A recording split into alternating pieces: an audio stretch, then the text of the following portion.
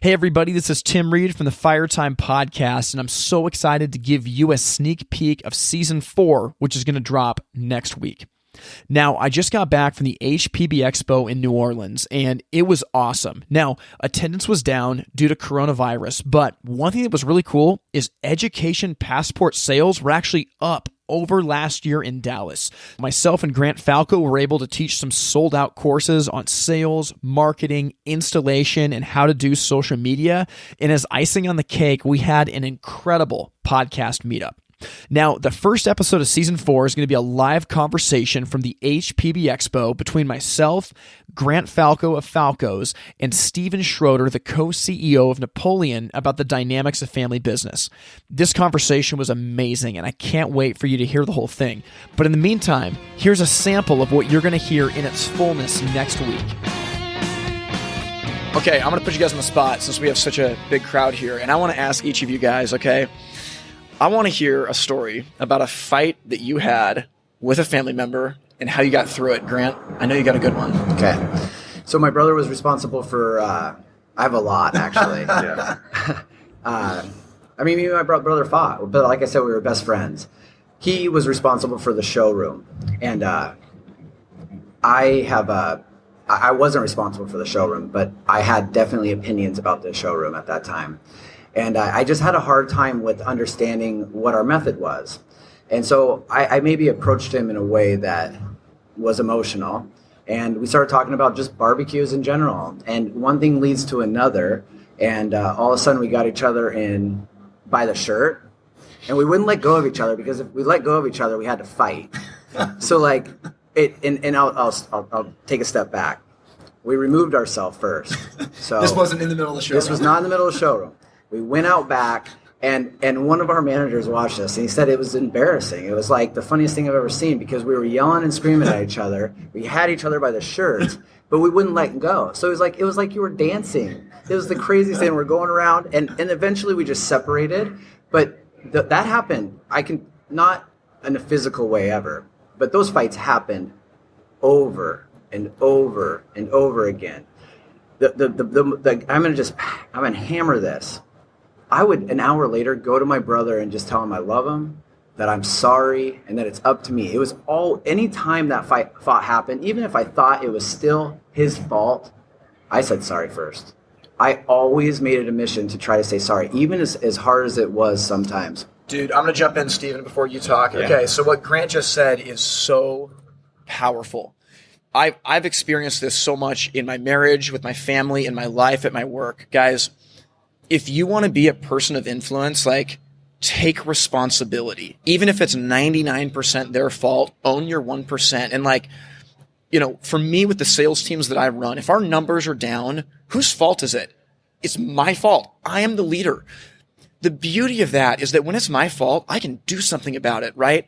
When I blame it on, it's, this, it's that, it's this situation, it's the economy, like, okay, those are factors and I don't want to undermine that.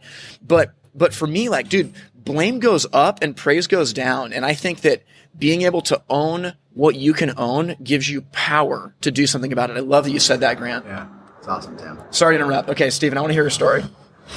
Like Grant, I probably have unlimited amounts of stories. I'll give you one which is a bit different. Instead of just the brother, we do a family meeting with the four of us, okay? And we have them bi-weekly or sometimes monthly.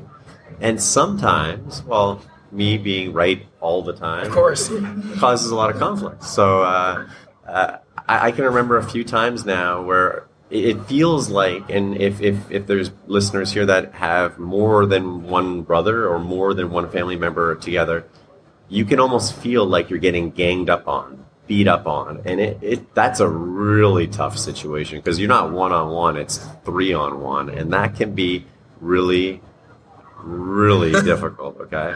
And like Grant, I do the same thing. I will kind of get to that point where I'm going to like explode and I remove myself from the situation. I just get up, I walk out, and I diffuse it, and you know what? I think the whole family has time to kind of say, A, why did Steve get so upset? And then I can reflect on why I was so upset. And then usually, actually, in our family, it's usually my mother who would come back and, try to bring us back together to make sure. But it would happen a day later probably, or maybe that night, but most likely a day later. So without a specific, actually that is a specific example, and it does happen sometimes. But you know, the more you work and the more you communicate within the family unit, it helps.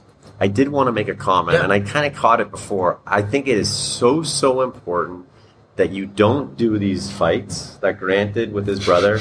Do not do it in front of staff, okay? Because they get confused. They look at you and they're saying, these guys don't know what the hell they're doing, okay? You have to do that in a professional manner behind closed doors. Go for lunch. Do it in the car. Do it at your house. Do it at your home office.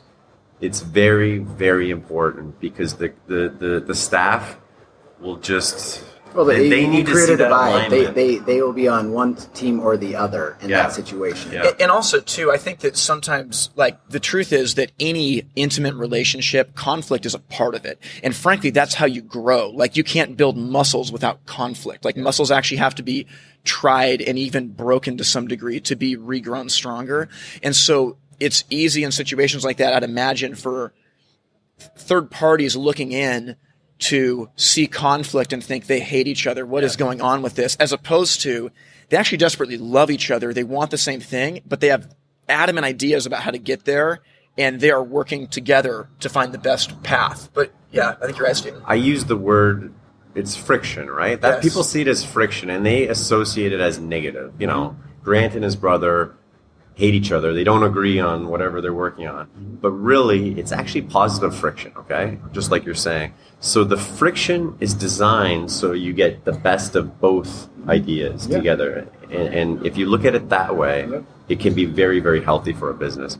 When it becomes negative friction, that's where you have to keep an eye on. If it's like toxic, then you got to deal with that. Well, I mean, like, if my brother, after we fought, went to other employees and said, oh, you know, Grant this, Grant that. That never happened. I can assure you, never happened. My brother wouldn't undermine me. I wouldn't undermine him. And that's where that divide comes.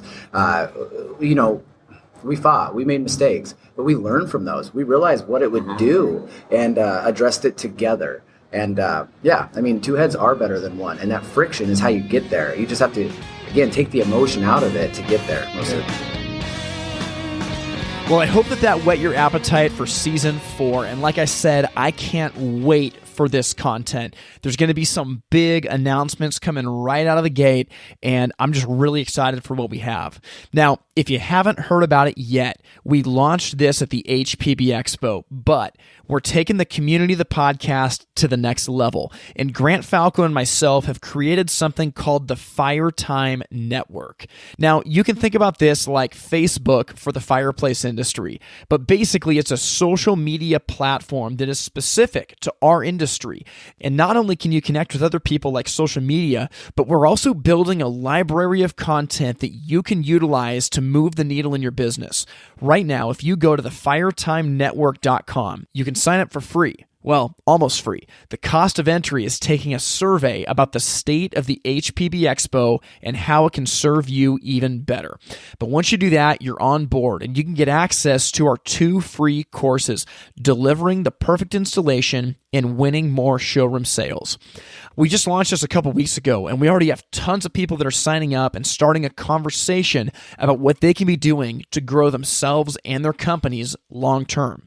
So with that in mind, I'm going to be signing off, and I'll see you guys next week as we jump headfirst into Season 4 of the Fire Time Podcast.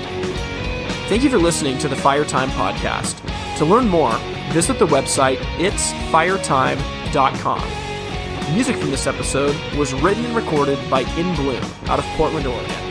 We thank you for listening to the Fire Time Podcast, where it's never hot enough, slow is fast, and the way to win is to make it so stupidly easy to buy from you that there's no excuse not to. We'll see you next time.